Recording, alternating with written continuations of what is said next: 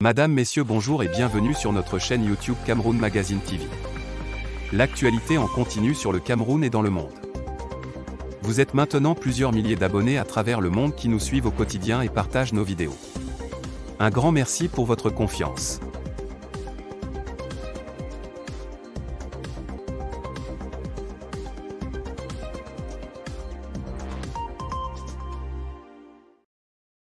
Abonnez-vous et cliquez aussi sur la petite cloche de notification pour ne rien rater de nos prochaines vidéos. N'oubliez pas de partager aussi la vidéo et de la liker. Entre les croyances pessimistes des médias locaux et celles de l'étranger, nos fédérations sportives, dont la Fédération algérienne de football, continuent de se cacher dans le sable et aucun communiqué de presse ou la moindre déclaration publique n'a encore été publié pour clarifier tout cela.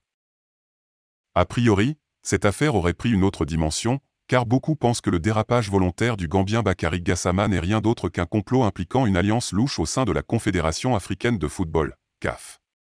Pour cette raison, les fans algériens semblent suffisamment déterminés pour dénoncer et mettre fin au mal dans les coulisses.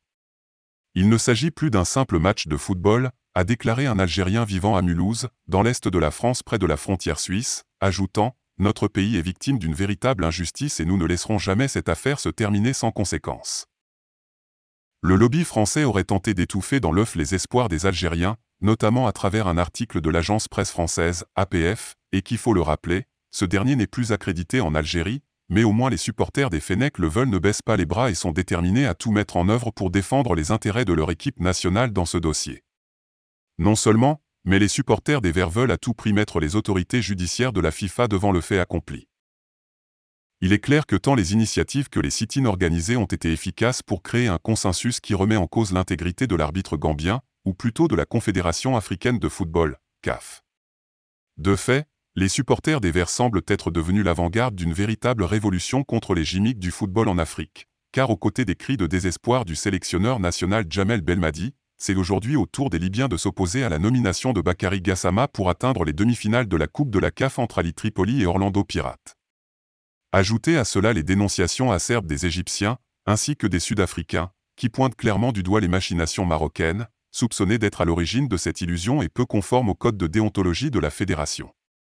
Football international, FIFA. Cependant, les ressortissants algériens, et notamment ceux résidant en Europe, se sont donné rendez-vous pour un autre sit-in devant la FIFA pour ce samedi 14 mai à partir de 15 h. N'oubliez pas de vous abonner et surtout de cliquer sur la cloche de notification. Likez la vidéo si ce n'est pas déjà fait. Laissez aussi votre point de vue en commentaire.